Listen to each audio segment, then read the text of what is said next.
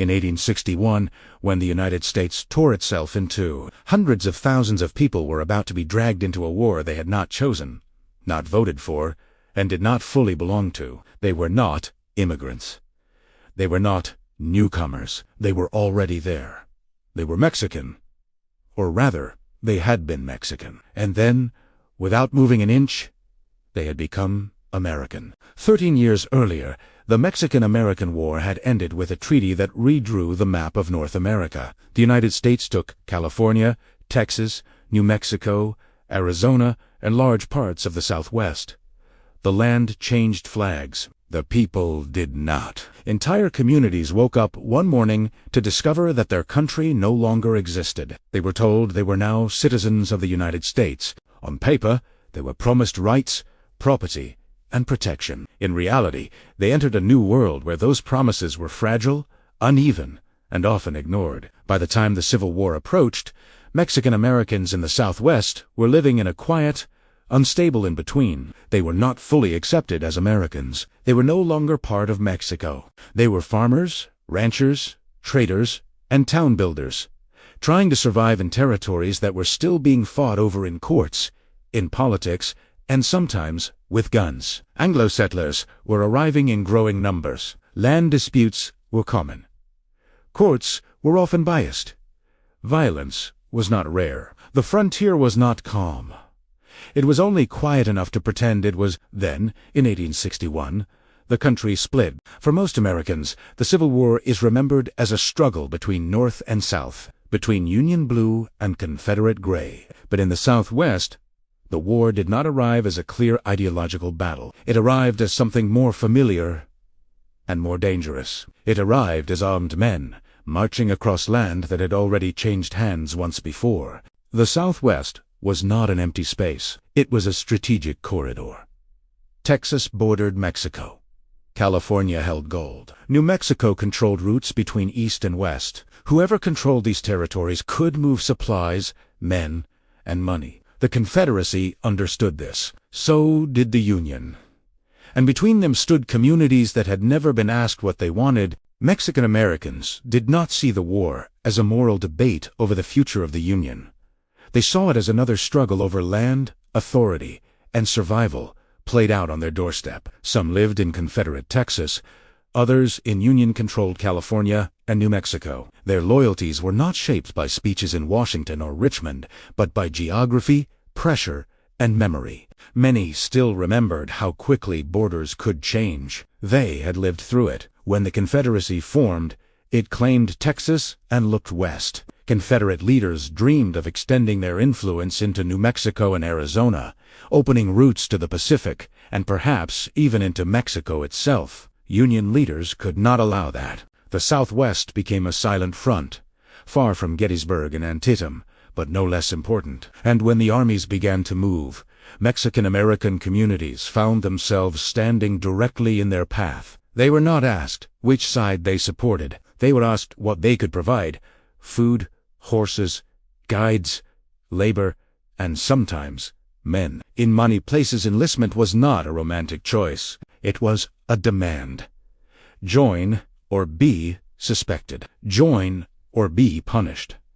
Join or be left unprotected. Some Mexican Americans joined Confederate units in Texas, not because they believed in but because they lived under Confederate authority and refusing could bring consequences. Others joined Union units in New Mexico and California, sometimes willingly, sometimes because it was the only way to defend their towns from Confederate incursions or from lawlessness that followed in the wake of war. And some tried, at first, to stay out of it entirely. But neutrality, as Native Americans had already learned, required power. And these communities did not have enough of it. The war came to them whether they wanted it or not. One of the first signs that the Southwest would not remain untouched came in early 1862, when Confederate forces marched north from Texas into New Mexico territory. Their goal was ambitious. They wanted to seize control of the region, secure supply routes, and threaten Union control of California. If they succeeded, the map of the war would change dramatically. Union forces, many of them made up of local Hispanic and Mexican-American volunteers, moved to stop them. The two sides met at a place called Glorieta Pass in the mountains of northern New Mexico. It would later be called a Gettysburg of the West. The name is dramatic, but the meaning is simple. This was the battle that decided whether the Confederacy would control the Southwest. Mexican Americans were there. They fought. They marched. They carried supplies. They scouted terrain they had known since childhood. Some wore Union blue. Some wore Confederate gray. Many wore whatever they could find. When the battle ended, the Confederacy was forced to retreat. Its western ambitions were broken, but for the people who lived there, nothing was resolved. The war had not passed through. It had arrived, and it was going to stay, because Glorieta Pass was not the end of violence in the Southwest. It was the beginning of a long period where authority was thin, tensions were high, and communities were caught between military needs, political suspicion, and old grievances. Mexican Americans were about to discover that fighting in the Civil War did not guarantee protection, gratitude, or security. It only guaranteed that the war now knew where they lived. And in the chapters that followed, they would be forced to navigate a conflict that was not designed for them, not written for them, and would not remember them when it was over. The defeat of the Confederate invasion at Glorieta Pass did not bring peace to the Southwest. It only changed the shape of the war. The large armies moved on, but what they left behind was a region stretched thin, guarded by small garrisons, and filled with old tensions that the war had only made sharper. For Mexican-American communities, this was when the conflict became something quieter, more personnel, and in many ways, more dangerous. The front lines dissolved into patrols, raids, requisitions, and suspicion. The war was no longer a distant contest between governments. It was something that knocked on doors, took horses, demanded food, and sometimes took sons. In Union-controlled New Mexico and California, Mexican Americans made up a significant portion of the volunteer regiments. They served as infantry, cavalry, teamsters, and scouts. Their knowledge of the land was indispensable. They knew the pasas, the water sources, the old trails that did not appear on military maps. Union officers relied on them, but rarely trusted them fully. Loyalty in the Southwest was always questioned. Accents, names, and skin color became enough to invite doubt. A man could fight for the Union in the morning and still be accused of Confederate sympathy by nightfall. In Texas, the situation was even harsher. There, Mexican Americans lived under Confederate authority in a state where suspicion and coercion were everyday tools of control. Many were conscripted or pressured into service. Others were forced into labor roles, supporting the war effort. Refusal was dangerous, not because of ideology, but because the law was whatever the nearest armed men said it was. Confederate Texas was also a place of fear for another reason. Along the Rio Grande, the border with Mexico became a lifeline and a threat at the same time. Some families sent relatives south to escape conscription or violence. Others were accused of smuggling cotton, gold, or information across the border. Whether the accusations were true often mattered less than whether they were convenient. In a war defined by shortages, suspicion was a weapon as useful as any rifle. In 1862 and 1863, this atmosphere of fear and uncertainty hardened. Guerrilla warfare spread across parts of Texas and the border. Bands of irregular fighters, some claiming loyalty to one side or the other, others simply taking advantage of the chaos, raided ranches, ambushed patrols, and robbed travelers. Mexican-American communities were especially vulnerable. They were visible, often isolated, and rarely protected. When violence came, it was rarely investigated with much enthusiasm. In Someareas, vigilante groups formed, claiming to defend order. In reality, they often settled old scores, seized land, or punished people who were simply in the wrong place, with the wrong name, at the wrong time. One of the darkest episodes of this shadow war unfolded in Texas in 1862. Confederate authorities, already paranoid about loyalty along the border, began arresting and executing Mexican Americans accused of being Union sympathizers or bandits. In places like the Nueces Strip, entire groups of men were hunted down. Some were shot after others were killed without any real trial at all. The message was simple. Loyalty was not proven by service. It was demanded by fear, and fear does not need evidence. North of the border, in Union territory, life was not as deadly, but it was not secure either. Military service did not shield Mexican Americans from discrimination. Many were paid late or less. Supplies meant for their units sometimes disappeared. Promotions were rare. When the war demanded sacrifices, they were expected to give. When peace offered rewards, they were often forgotten, yet they kept serving. Partly because service brought a paycheck, partly because it offered a degree of protection for their families, and partly because, once the war had arrived, there were fewer and fewer places to hide from it. As the national conflict intensified in the East, the Southwest remained a strategic afterthought. But that did not mean it was quiet. Union forces used the region to secure routes, protect California gold, and prevent any renewed Confederate push from Texas. Mexican-American soldiers continued to patrol, escort supply trains, and fight scattered engagements against raiders and guerrillas. Their war was one of long marches, empty horizons, and sudden violence. It did not produce famous photographs or celebrated charges. It produced exhaustion, and behind the soldiers, civilian life grew harder. The war disrupted trade routes that communities depended on. Prices rose. Goods became scarce. Courts functioned unevenly. Banditry and military requisitions blurred together. For many families, the war was not a single catastrophe. It was a slow, grinding pressure that made each year poorer than the last. Land dispute is already common before 1861, multiplied as records were lost, owners fled, or soldiers returned to find their property occupied by someone else. The law, when it existed at all, usually favored whoever had more influence and better connections. And Mexican Americans rarely had either. By 1864, it was clear that the Confederacy was losing the war. But in the Southwest, that knowledge did not immediately change behavior. Confederate Texas remained dangerous. Union territory remained tense. The end of the war, when it came, would not arrive as a clean line between violence and peace. It would arrive as another shift in power, another change in flags, and another round of promises that sounded familiar. For Mexican Americans, the Civil War had already proven something bitter.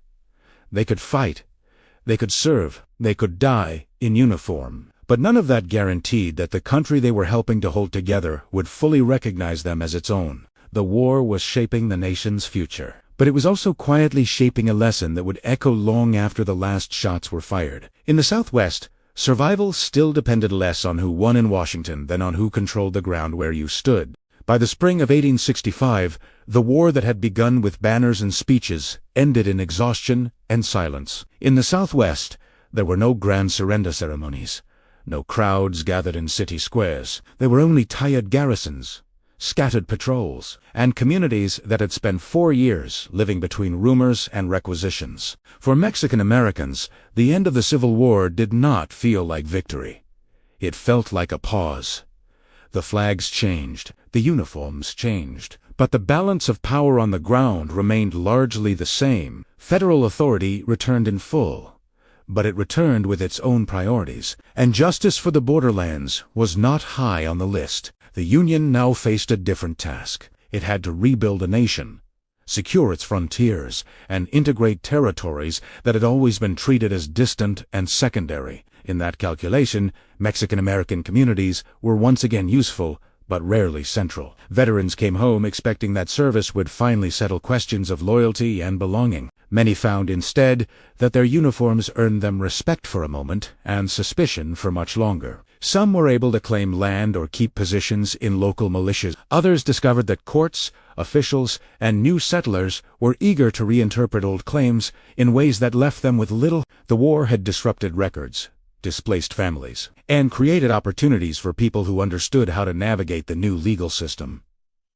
Mexican Americans often did not. The legal language of the expanding United States was not written for them. It was written around them, and it was enforced by men who usually did not come from their communities. Across the Southwest, a new wave of migration began almost immediately after the war. Veterans from the Union Army, entrepreneurs, railroad promoters, and speculators moved west, seeing opportunity in land that had been fought over but never fully secured. The presence of federal troops made this movement safer. It also made resistance harder. When disputes arose, they were increasingly settled in courts rather than in councils or local custom. On paper, This looked like progress. In practice, it meant that communities who had lived on the land for generations often had to prove their right to exist there using documents they did not possess or procedures they did not control. The war had taught the federal government the value of logistics, control, and permanent military presence. Forts expanded. Patrols became routine. The borderlands were no longer seen as a distant edge of the nation. They were now a space to be managed, developed, and, if necessary, coerced into order. For Mexican Americans, this brought a mixed reality. On one hand, large-scale warfare ended. On the other, smaller, constant pressures began to shape daily life. Taxes increased. Land surveys redrew boundaries. New laws redefined property, citizenship, and authority. Violence did not disappear. It changed form. Banditry continued, sometimes carried out by men who had learned their trade during the war. Vigilante groups still appeared, especially in remote areas where courts were slow and prejudice was fast. The difference now was that these conflicts were framed as matters of crime and order rather than war. But for the people living through them, the distinction often felt meaningless. The promise of Reconstruction did not extend very far west. While the nation debated the future of formerly enslaved people in the South, the Southwest was treated as a separate problem, one of development rather than justice. Mexican Americans were not a central part of the constitutional arguments of the era. They were a local issue, handled locally, which often meant handled by those with the most power. Some veterans did manage to leverage their service. They became local leaders, sheriffs, or intermediaries between federal authorities and their communities. They used their status to protect land, negotiate disputes, or slow the worst excesses of outside pressure. But they were the exception, not the rule. For many others, the post-war years brought a steady erosion of what little security they had. The Civil War had proven that the United States could mobilize enormous force to preserve itself. It had not proven that it would use that force to protect everyone equally. In the decades that followed, the Southwest would be transformed by railroads, mining, and large-scale agriculture. These changes would create wealth. They would also concentrate power. The war had cleared the way for a more assertive federal presence, but it had also cleared the way for a new kind of conquest, one carried out with deeds, courts, and contracts, rather than armies alone. For Mexican Americans, the memory of the Civil War settled into something complicated. It was a time when they had fought for the Union, defended their homes, and kept the region from sliding into deeper chaos. It was also the moment when the modern American state learned how to project power into their world more efficiently than ever before. The conflict did not end their marginal position. It formalized it.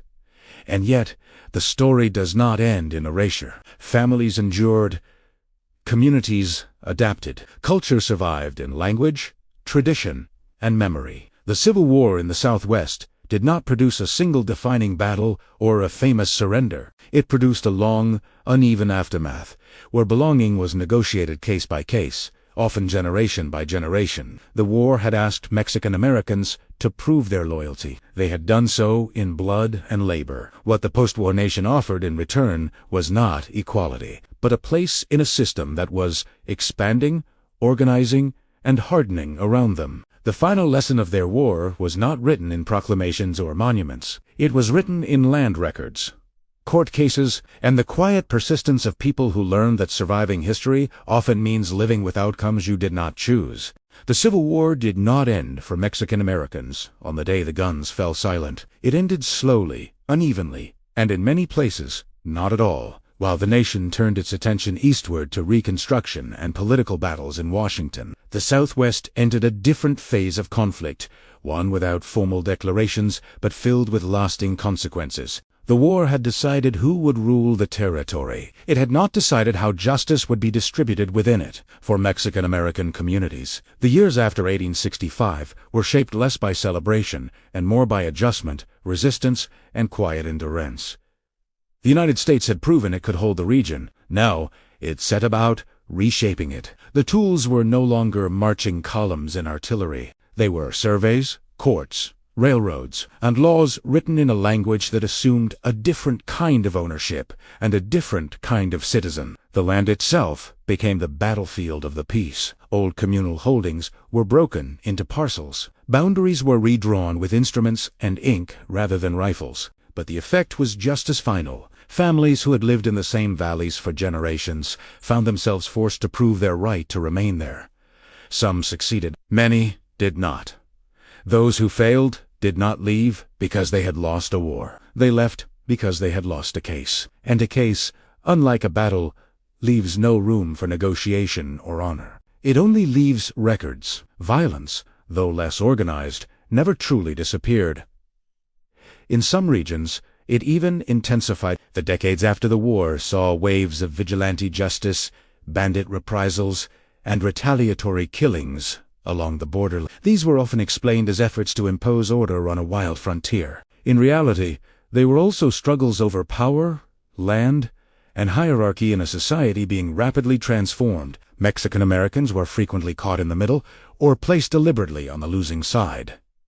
Accusations came as protection came rarely. The state, when it intervened, usually did so to secure property and infrastructure, not to repair old wounds. And yet, despite everything, communities endured. They adapted to new legal systems. They navigated new economic realities. They preserved language, customs, and memory in places that were increasingly pressured to forget them. The Civil War had not erased them. It had merely confirmed that survival in this new United States would require a different kind of struggle, one fought not only with courage, but with patience. The irony of their story is easy to miss. Mexican Americans had helped keep the Southwest in the Union. They had guarded roads, escorted supplies, fought raiders, and held territory at a moment when the nation itself was at risk of breaking apart. They had done exactly what a state asks of its citizens in wartime, but when peace came, the nation did not fully know what to do with them.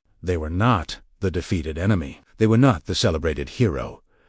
They were something more complicated, necessary but not central, present but not fully included. The Civil War is remembered as the conflict that ended slavery and preserved the Union.